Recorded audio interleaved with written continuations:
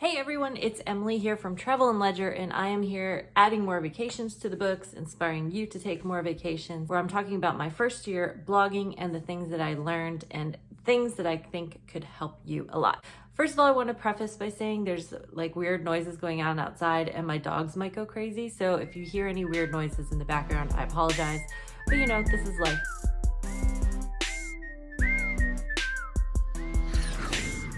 So I'm going to jump right into it. As you know, I love doing this one a lot. It's reviews. I love doing all sorts of room reviews and just giving people an idea of the places that you can stay and the places that I have stayed. But it doesn't have to be just room reviews. It could be airlines. It could be cities you've been to. It could be places you've been or stores that you shop at. It could be actual products themselves. Like, what do you think of these travel leggings? Or what do you think of this suitcase? This is probably one of the easiest ones because you can literally pick anything and just review it. You don't have to own it. You don't have to have been there even. You could just review it.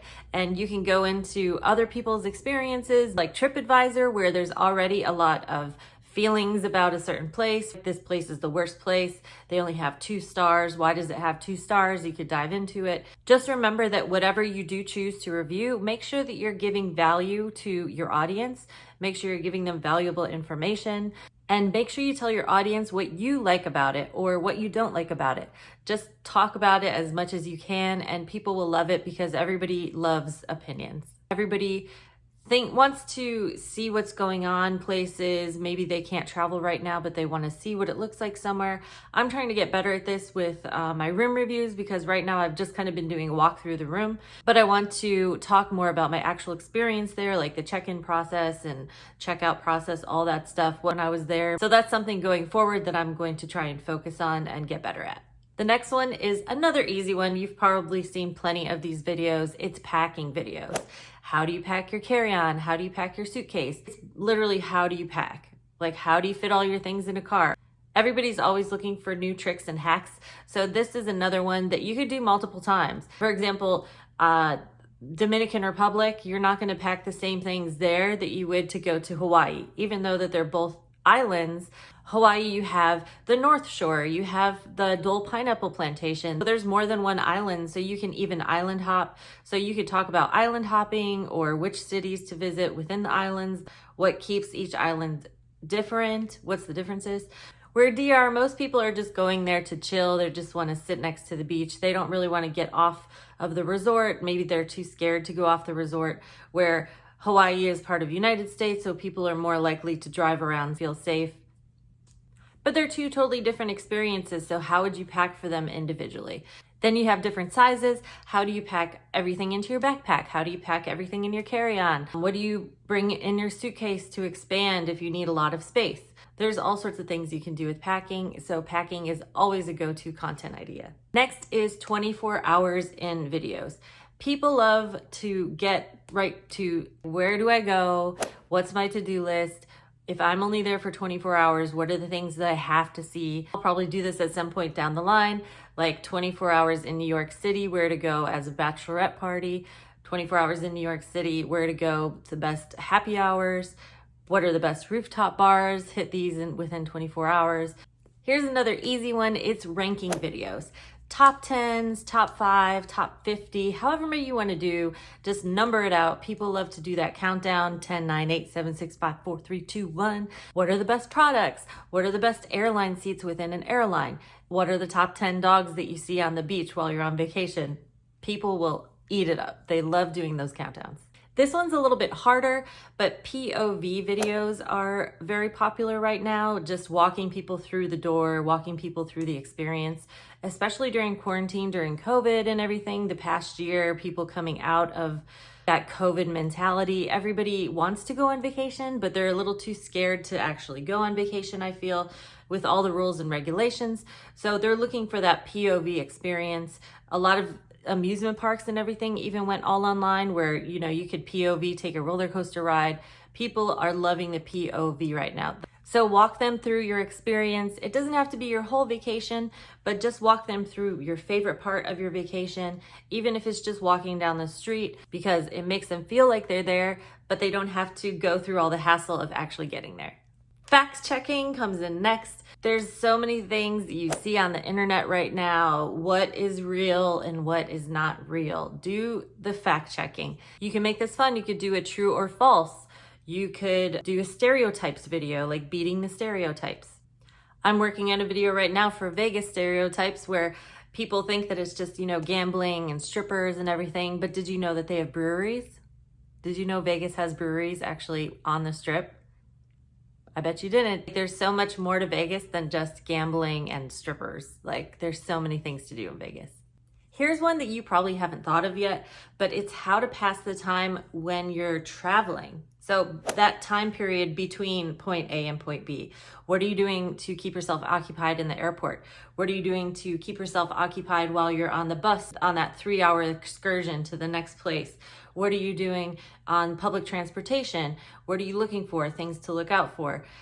How to pass the time is one of those sleepers. Like, I think there's not too many videos out there about it. So you could really jump on that and make a good following from it. Because people are always looking for things to do on the airplane. They're like, oh, I just sit and watch a movie.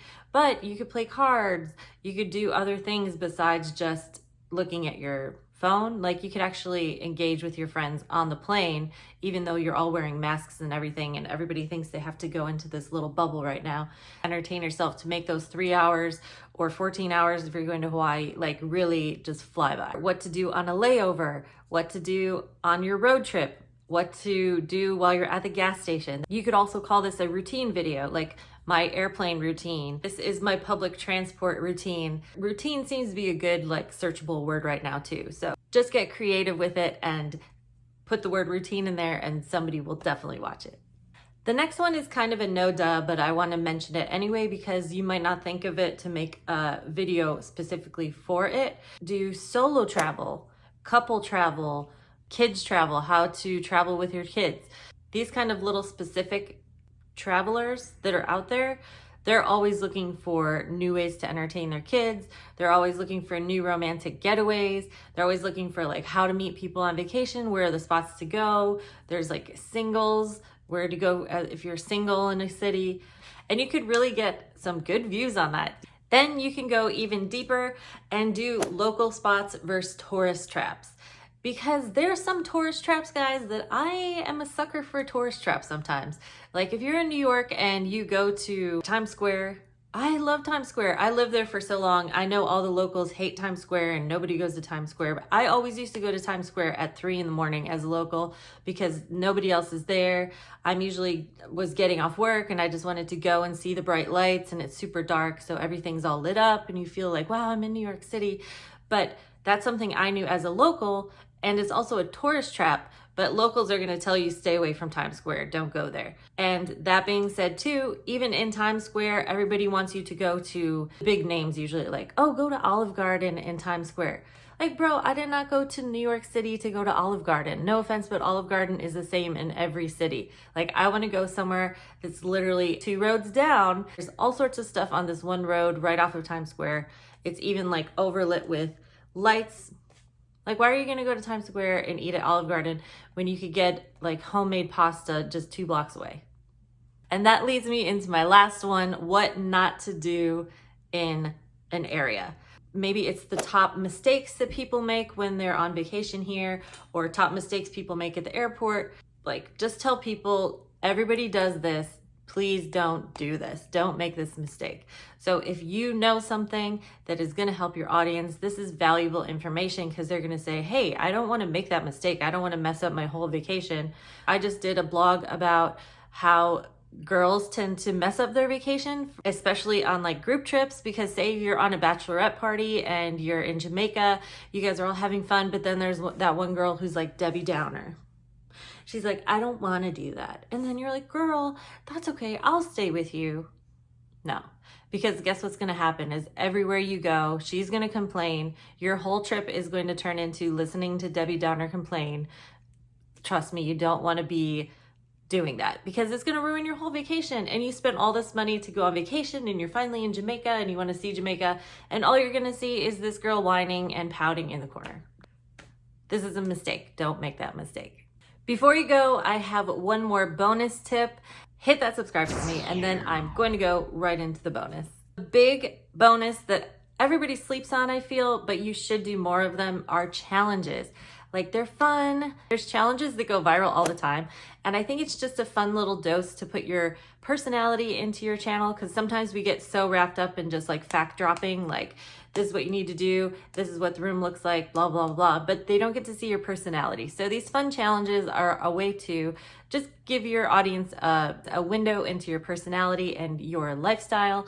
And I think it's a great little bit of spice to throw on your channel here and there. And if you want, honestly, like, you could even do your whole channel just travel challenges. People will eat it up. Challenges are where it's at. And that's my big bonus tip. And before I leave you, I want to remind you about Canva. I'll leave a link down below, but it's the easiest way to repurpose all your content. You can resize it all within the app. It saves me so much time. And I just wanted to leave you with that one little hack, and I'll see you in the next video.